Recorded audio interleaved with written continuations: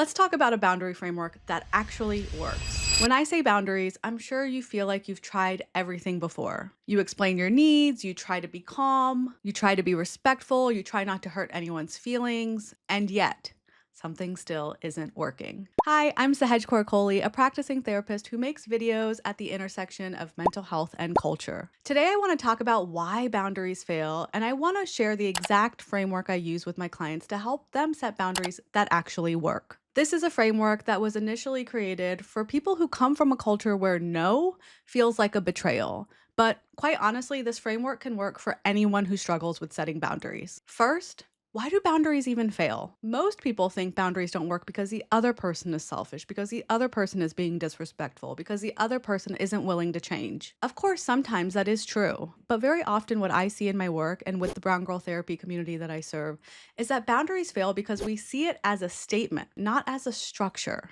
By the way, I have a previous video on the mistakes you might be making when it comes to setting a boundary. Don't forget to go check that out first. But here's what I see all the time in my practice. Someone will often come to me and say, if I just find the perfect way to communicate what it is that I need, then everything will work out exactly as I want it to. But boundaries are not instructions to other people. Honestly, they're about your participation in the relationship and in the dynamic. I know as a first-gen American, as a daughter of immigrants, as a granddaughter of refugees, that for many of us in our family dynamics, in the cultures that we are born into, that love can mean sacrifice, that boundaries can mean betrayal, that obedience means safety, that saying no means that you're ungrateful, or that being independent means that you're being disloyal in some way. I get it. I have experienced this in my own personal life, and it's something that I work with clients on all the time. If this is you and this is something that you can relate to, then here's what I want to say to you. Your nervous system learned something very important. It learned that if you have needs, you will lose connection. This is where we need to start the work. It's in understanding the systems that we grew up in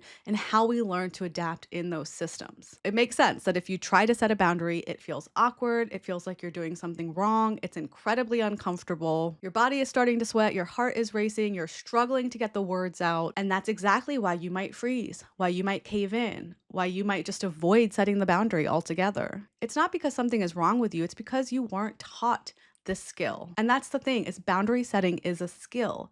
It's something that you need to learn and practice and refine in your relationships. You've been conditioned to see boundaries as a threat, and I want to help you unlearn that. So here's the framework I created in order to help people like you set better boundaries. It's called the C.A.R.E framework: clarity, access, response, and expectation and enabling. I created this framework in order to help you understand that boundary setting is a structure and it's a process. It's not just a statement. It's not just a one-time thing. It is something that you have to continuously move through. And I think this framework will be able to help you understand how to do that, what you're willing to tolerate, and what you're willing to do in order to set these boundaries. So let's get into it. C is for clarity. Clarity is step one because it's not about how you set a boundary. It's about understanding why you want to set a boundary. It's about being honest with yourself about the reality of a situation or a relationship, about what you actually need and want. It's about being honest with yourself about what you're no longer trying to convince yourself of, and honestly, what you need to grieve and what you're no longer willing to tolerate. Clarity looks like you stop telling yourself it's not that bad. You stop minimizing disrespect and harm. You stop pretending you're okay when you're not.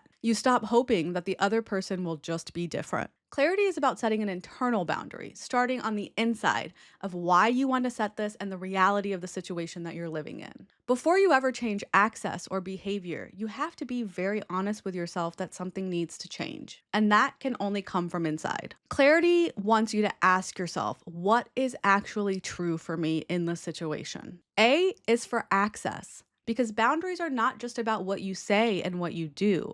They're also about proximity, time, availability, access, and emotional labor. You can still love someone very much, and you can give them less access to you. This might look like not answering every call right away and deciding to call back when it's convenient for you, seeing someone less often or visiting home for shorter bouts of time, leaving conversations sooner, deciding not to play the family therapist anymore and unlearning the role that you have been conditioned to play in relationships. not oversharing with people who use your vulnerability against you, or people who you just quite frankly don't trust to know this information about you, and not over explaining to people who argue with your reality. Love does not require unlimited access. And I know for so many people, the culture and the family that you came from might have taught you that love is synonymous with access. I know that that's true for me, and it was something that I had to keep working on and still continue to work on in order to set the boundaries that I need in order to show up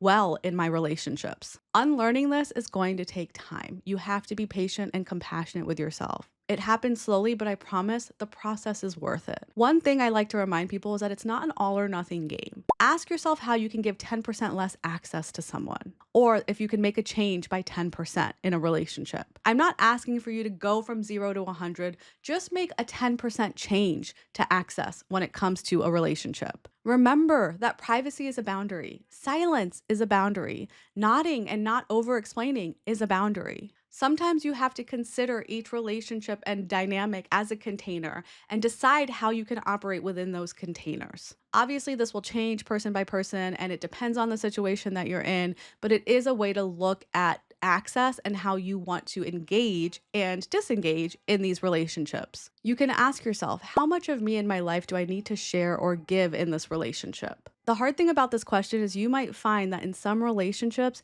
you have to give more and you have to provide more access and you have to be willing to do more labor in order for the relationship to work.